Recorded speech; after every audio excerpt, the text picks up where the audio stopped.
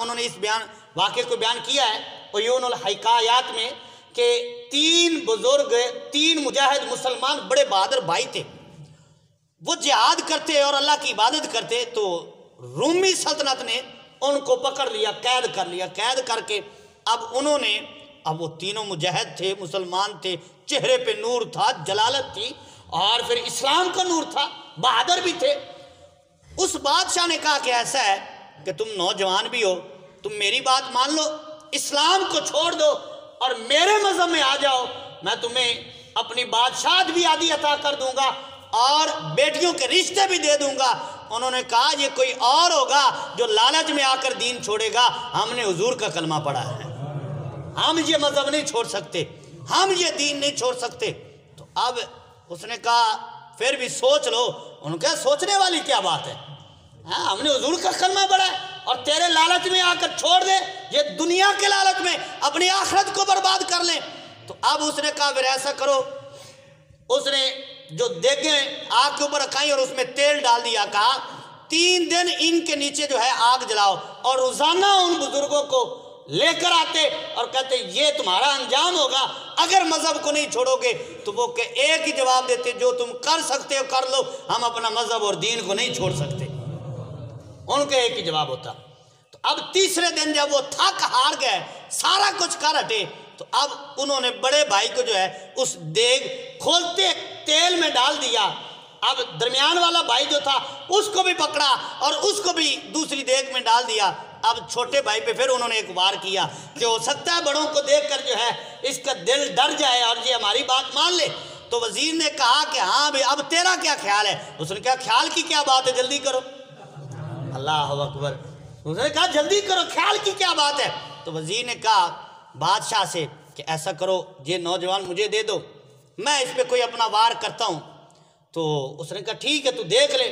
تو وہ وزیر کے کہنے پر نا بادشاہ نے اجازت دے دی اور کہا کہ 40 دن ہے، اس کو مذہب سے ہٹا کر دکھاؤ، جو مانگو گے دوں گا۔ اب وہ وزیر لے کر گھر گیا اور اپنی بیٹی کو سمجھایا کہ تو حسین بھی ہے، نوجوان بھی ہے، اور یہ مسلم نوجوان ہے، اس کو دین سے ہٹانا ہے اور بادشاہ سے بڑا انعام ملے گا۔ یہ ہمارے مسلمان تھے، یہ ہمارے اسلاف تھے، وہ بھی تو نوجوان تھا، وہ بھی تو جو ہے وہ اس میں بھی تو سارے جذبات تھے نوجوانی کے، لیکن جو مسلمان ہوتا ہے نا اس کا کردار صاف ہوتا ہے۔ دیکھیے اس بات کو، یہ ہمارے لیے، ہمارے نوجوانوں کے لیے یہ آئیڈیل ہے۔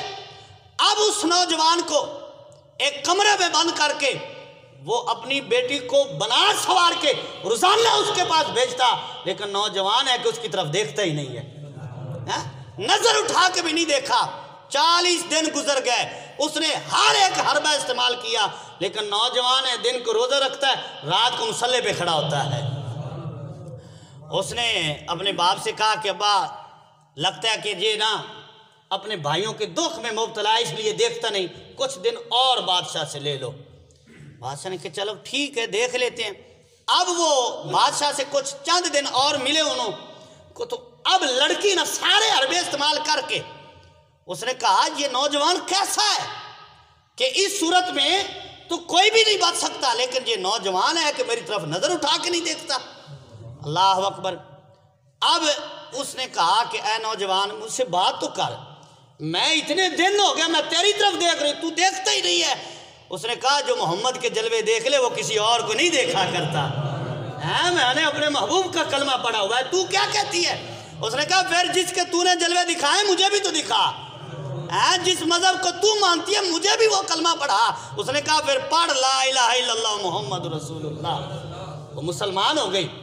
اب جب وہ مسلمان ہوئی نا تو اس نے کہا پھر ایسا کرتے یہاں سے نکلتے، تو بھی مسلمان ہے میں بھی مسلمان ہوں، مذہب ہمارا اب ایک ہو گیا۔ تو اب رات کا وقت انہوں نے سواریوں کا اہتمام کیا، تو رات کے وقت وہ نوجوان اور وہ لڑکی جو ہے وہ گھر سے نکلے۔ اب سفر کرتے ہوئے نا ایک رات کے اندھیرے میں انہوں نے دیکھا کہ کوئی گھوڑ سوار آ رہے ہیں۔ جب انہوں نے اپنی سواری کو روکا اور موڑ کر دیکھا تو وہ کوئی اور نہیں تھا، وہ اس کے 2 بھائی تھے جو شہید ہو گئے تھے۔ اللہ اکبر۔ یہ شہیدوں کی حیات ہے۔ وَلَا تَقُولُوا لِمَنْ يُقْتَلُ فِي سَبِيلِ اللَّهِ أَمْوَاتٌ۔ تو یہ شہیدوں کی زندگی ہے جو ہمارے شعور میں نہیں آ سکتی، اللہ نے ان کو زندگی عطا فرمائی ہے۔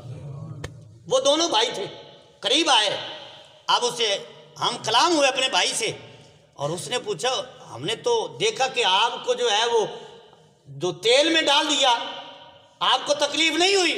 انہوں نے فرمایا وہ دیکھنے کے لیے تیل تھا، ہمارے لیے تو باغات تھے، لوگوں کو تیل نظر آ رہا تھا، وہ ہمارے لیے نہیں تھا، بس اتنی دیر تھی کہ ہم اس میں گئے ہیں، پھر اللہ تعالیٰ نے ہمیں جنت کی بہاریں عطا فرما دی ہیں۔ یہ شہید کی زندگی ہوتی ہے۔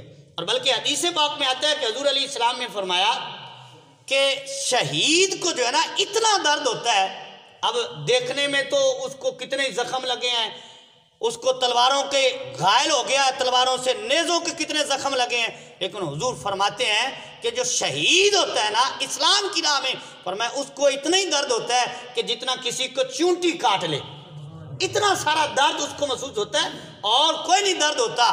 وہ اس لیے کہ حضرت یوسف علیہ السلام کے سامنے، حضرت یوسف علیہ السلام کے جلوے اگر عورتوں کے سامنے ہوں، ان کے ہاتھ کٹ جاتے ہیں، ان کو درد نہیں ہوتا۔ جو اللہ کی راہ میں جان دے رہا ہوتا ہے اس کے سامنے محبوب کے بھی جلوے ہوتے ہیں، اللہ کے بھی جلوے ہوتے ہیں، اس لیے ان کو درد نہیں ہوتا۔ انہوں نے کہا ہمیں کوئی نہیں درد ہوا، وہ دیکھنے کے لیے تیل تھا، ہمارے لیے تو باغات تھے۔ تو اب انہوں نے اس نوجوان لڑکے اور لڑکی کا جو ہے وہ نکاح کروا دی، اور وہاں سے پھر وہ ملک شام واپس اپنے ملک میں چلے گئے۔ تو میں عرض کر رہا تھا کہ دین پہ استقامت، جب استقامت ہو تو اللہ تبارک و تعالی برکت بھی عطا فرماتا ہے، کرامتیں بھی عطا فرما دیتا ہے۔